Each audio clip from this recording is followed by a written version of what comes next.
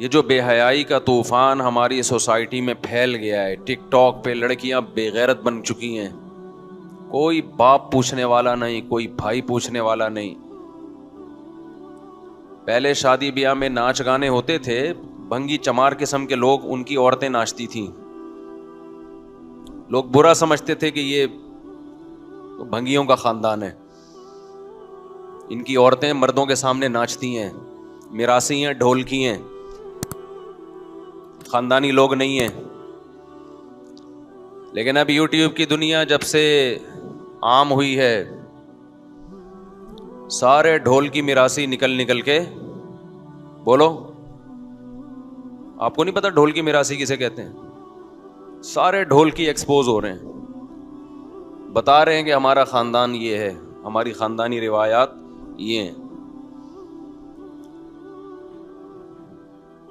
جو کام اداکاراؤں کا ہوا کرتا تھا وہ گھر گھر میں. کزنیں ناچ رہی ہیں اپنے کزن کے سامنے، بہنیں ناچ رہی ہیں بھائیوں کے سامنے.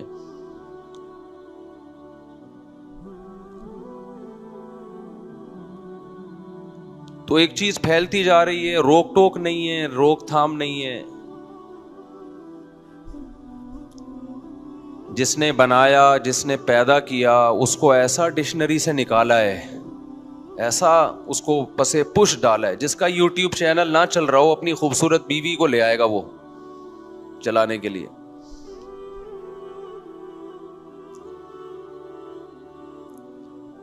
جس کا چینل نہ چل رہا ہو نا، اپنے گھر کی عورتوں کو بے پردہ کر کے ان کو لے آئے گا. ایک بہت بڑی بھول انسان سے ہوتی ہے. وہ کہتا ہے کہ اگر یہ چیزیں بری ہیں تو اللہ کا عذاب کیوں نہیں آتا. کل مجھے کسی نے بتایا کہ دنیا میں جو سب سے ٹاپ لسٹ کروڑ پتی ارب پتی لوگوں میں، مالدار لوگوں میں جو اشخاص ہیں، ان میں زیادہ تر ایتھیسٹ ہیں. ان میں زیادہ تر کیا ہیں؟ خدا کے منکر. اور وہ یہ کہتے ہیں کہ اگر خدا ہے تو ہم تو انکار کرتے ہیں خدا کا، اس کے باوجود ہم اتنے خوش کیوں ہیں؟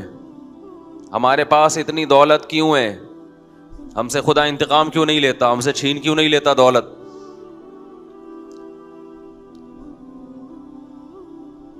یہ وہی احمقانہ قسم کا سوال ہے جس سے قرآن بھرا ہوا ہے. ہر پیغمبر کو یہ طعنہ دیا گیا، ہر پیغمبر کو قوم کے گناہگار لوگوں نے، بے حیا لوگوں نے اور خدا کے باغی لوگوں نے ایک ہی طعنہ دیا ہے کہ اگر آپ حق پر ہیں تو آپ مسکین کیوں ہیں، غریب کیوں ہیں، اور اگر خدا ہم سے ناراض ہے تو ہم خوشحال کیوں ہیں. سمجھ میں آ رہی ہے بات یا نہیں آ رہی ہے؟ اور قرآن نے سب کو ایک ہی جواب دیا ہے، اَيَحْسَبُونَ أَنَّمَا نُمِدُّهُمْ بِهِ مِن مَّالٍ وَبَنِينَ نُسَارِعُ لَهُمْ فِي الْخَيْرَاتِ. یہ بے وقوف یہ سمجھ رہے ہیں کہ ہم نے ان کو دولت اور اولاد دے دی، ان کو مضبوط کر دیا، تو کیا ہم ان سے خوش ہیں اور کیا ہم ان کو ان کا اجر دے رہے ہیں دنیا میں؟ بل لا یشعرون. اللہ کہتے ہیں نا، ان کے جو اوپر کا چیمبر ہے وہ کام بولو نہیں کرتا. یہ ایگزامینیشن ہال کو، امتحان گاہ کو کامیابی سمجھ رہے ہیں، حالانکہ یہ تو امتحان گاہ ہے. ایک آدمی امتحان گاہ میں بیٹھا ہو، ایگزامینیشن ہال میں بیٹھا ہو، پیپر حل نہیں کر رہا، پانی مانگ رہا ہے تو پانی مل رہا ہے، چائے مانگ رہا ہے تو چائے مل رہی ہے. لوگ اسے کہہ رہے ہیں کہ اللہ کے بندے تو بیٹھ کے پیپر حل کر، تیرا فیوچر تاریک ہے. وہ جواب میں کہتا ہے کہ فیوچر تاریک ہوتا تو حال میرا پریزنٹ بھی تو برا ہوتا، وہ تو بہت اچھا ہے. دیکھو جتنے سکون سے میں بیٹھا ہوں، وہ جو پیپر دینے والے لوگ ہیں ان کے کیسے پسینے چھوٹ رہے ہیں. آپ کی سمجھ میں ہی نہیں آ رہا تو اس بیچارے کی سمجھ میں کہاں سے آئے گا جس کو دولت کی نشے نے بگاڑ دیا. مثال سمجھ میں آ رہی ہے؟ ایگزامینیشن ہال میں بندہ بیٹھا ہوا ہے، پیپر حل نہیں کر رہا اور کہہ رہے میری ساری ضرورتیں یہاں پوری ہو رہی ہیں تو میں تو خوش ہوں. اور وہ دیکھو جو پیپر حل کرنے میں لگا ہوا ہے اس کے پسینے کیسے چھوٹ رہے ہیں. اسے تو نہ چائے کا ٹائم مل رہا ہے نہ پانی کا ٹائم مل رہا ہے. اس کا مطلب میں کامیاب ہوں. کوئی عقل مند وہاں بیٹھا ہوگا تو اسے کیا کہے گا کہ بھائی تیری اوپر کی کھوپڑی کام بولو نہیں کر رہی. تو ایگزامینیشن ہال کو سمجھتا ہے کہ یہ کامیابی ہے. دیکھو تم مسجد سے باہر نکلو گے نا یا مدرسے سے باہر نکلو گے, دو ہی جگہیں ہیں جہاں اللہ اللہ سکھایا جاتا ہے. اس کے علاوہ کہیں بھی اللہ سکھایا نہیں جاتا. ہر جگہ دولت, شہرت, پیسہ, عیاشی. یونیورسٹیوں میں یہ سکھایا جا رہا ہے, کالجز میں یہ سکھایا جا رہا ہے. زیادہ سے زیادہ نماز کا ٹائم دے دیا جاتا ہے. بس ایک مسجد بنا دی ہے, چلو جی جس نے نماز پڑھنی ہے یہاں پڑھ لیں. وَاتَّخَذْتُمُوهُ وَرَاءَكُمْ ظِهْرِيًّا, پیغمبر نے کیا کہا کہ جو رب تمہیں کھلاتا ہے پلاتا ہے اس کو تم نے اپنی پشت کے پیچھے ڈال دیا, اگنور کیا اس کو.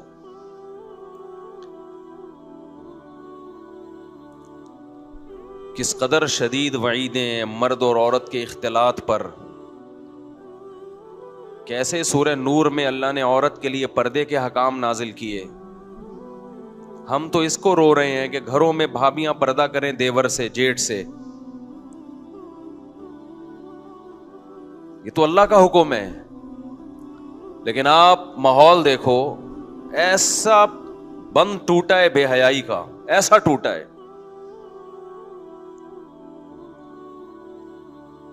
پہلے تو لوگ تھوڑا سا کمنٹس میں نیچے نیگیٹو کمنٹس کر دیا کرتے تھے کہ اپنی بیوی ہمیں کیوں دکھا رہا ہے تو, اپنی جوان بیوی. اب وہ بھی نہیں کرتے. ماشاءاللہ بھابھی بہت پیاری لگ رہی ہیں. خوب سمجھ لو ایک ایک جملہ جو آپ کی زبان سے نکلتا ہے نا, یہ نوٹ ہو رہا ہے کس کے دربار میں؟ اللہ نہیں چھوڑے گا. گناہ کرنے والا اور گناہ کو پروموٹ کرنے والا اللہ کی نظر میں بولو برابر ہیں. آپ بولو کہ بھئی یہ بھابھی بہت پیاری ہے, ان کو چھپاؤ, ہمیں کیوں دکھا رہے ہو اپنی بیوی.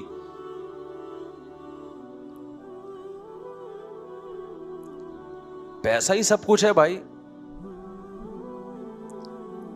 صرف پیسہ اگر آپ نے کمانا ہے, آپ ایک بندوق اٹھاؤ, ڈکیتیاں شروع کر دو.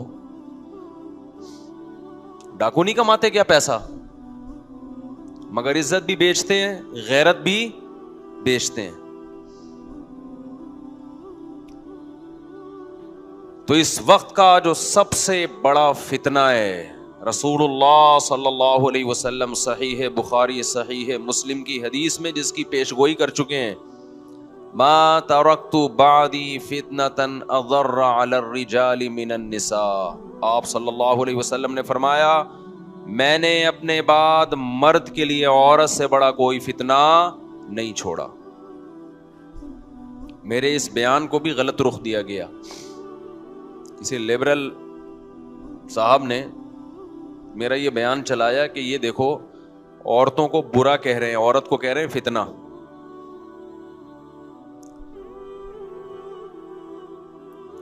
عورت کو فتنہ اس سینس میں نہیں کہا گیا کہ وہ آپ کی بیوی ہے, ماں ہے, بیٹی ہے, بہن ہے. عورت کو فتنہ اس سینس میں کہا گیا ہے کہ اگر آپ حلال و حرام کا فرق نہیں کرتے, آپ یہ باؤنڈری کراس کرتے ہو حلال و حرام کی, تو سب سے زیادہ تباہ کرنے والی چیز کون سی چیز ہے؟ وہ عورت ہے.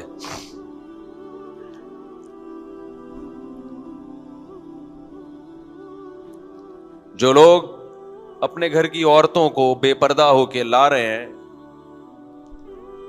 صرف پیسہ کمانے کے لیے, تو فتنے میں تو پڑ گئے وہ. ایک بات کا جتنے لوگ یہاں بیٹھے ہیں عزم کریں, یا جو بھی بیان سن رہے ہیں, دیکھو انسان کی شرافت اس کے کیریکٹر کا پتہ اس کی نظروں سے چلتا ہے. جو 2 نمبر آدمی ہوتا ہے نا, 2 نمبر آدمی 2 منٹ میں پتہ چل جاتا ہے اس کا, اور عورت کو تو زیادہ جلدی پتہ چلتا ہے.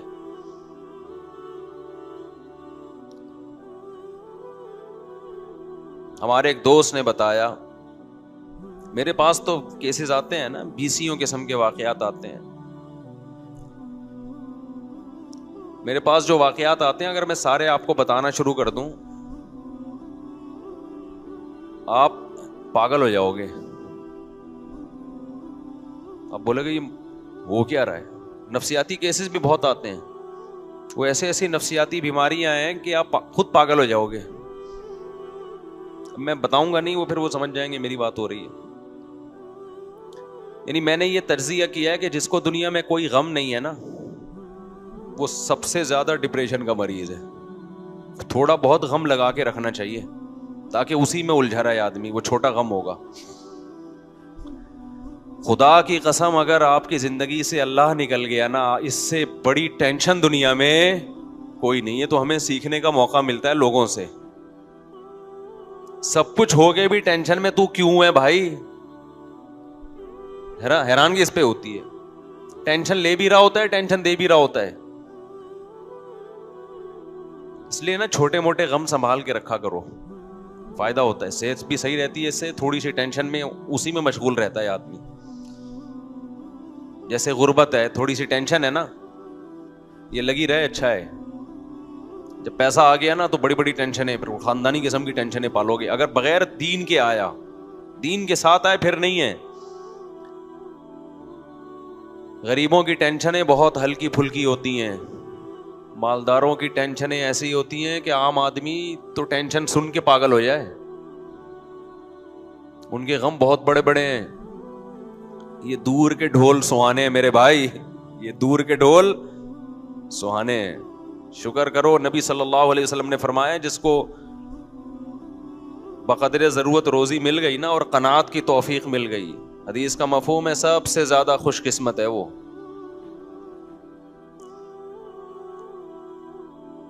تو میں واقعہ کیا سنا رہا تھا, دماغ سے ہی نکل گیا یار. ایک واقعہ آیا تھا دماغ میں. آپ لوگ بھی میری طرح ہی ہو, فارغ بالکل. بات چل رہی تھی نا جی, بے حیائی کی بات تو چل رہی تھی. ایک واقعہ آیا تھا دماغ میں, چلو خیر جی. ہاں صحیح, اب یاد آیا مجھے. تو ایک صاحب نے بتایا کہ یہ جو ٹھرکی مرد ہوتے ہیں نا, ٹھرکی مرد, دوسروں کی عورتوں کو دیکھنے کا شوق ہوتا ہے جن کو, دل میں آج سے عزم کر لو کہ کردار کا ایک نمبر بننا ہے. دیکھو کردار کا تین چیزوں سے پتہ چلتا ہے, دو بھی نہیں بلکہ اصل میں وہ دو ہی چیزیں ہیں, لیکن ان کو ہم ڈیٹیل میں جانے کے لیے تین حصوں میں ڈیوائڈ کر دیتے ہیں. انسان میں خیانت نہ ہو, سمجھ رہے ہیں, کیا نہ ہو, خیانت نہ ہو. اور یہ قناعت کے بغیر نہیں آتی. 2 نمبر آدمی نا, 2 نمبر, چاہے وہ نمازی ہو چاہے وہ روزے دار ہو, 2 نمبر اللہ کو پسند نہیں ہے. ہمارے ہاں 2 نمبریاں بہت ہیں.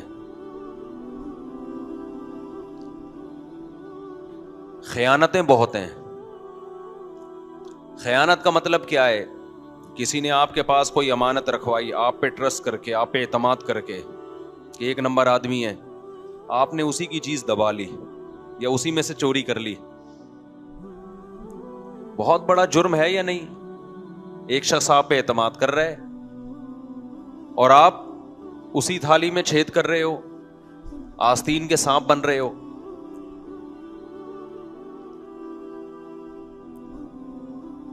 اسی طرح خوب ایک بات سمجھ لو, اللہ نے جس عورت کو آپ کے لیے بنایا نا بیوی کی شکل میں, اس کے علاوہ کسی کی طرف غلط نظر اٹھا کر بولو مت دیکھو.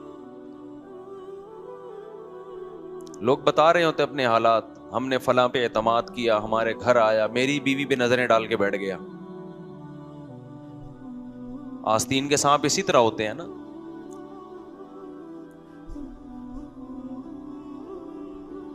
گھر میں کسی طرح ٹیوشن پڑھانے کے بہانے گھسے, اسی کی بچی پہ نظریں ڈالنا. اور ماں باپ میں بھی غیرت نہیں ہے, جوان لڑکوں کو ٹیچر بنا کے اپنی بیٹیوں کو پڑھا رہے ہیں ان سے. پتہ نہیں کس دنیا میں رہتے ہیں. جب غیرت ختم ہو جائے تو پھر جو چاہے بولو کرو.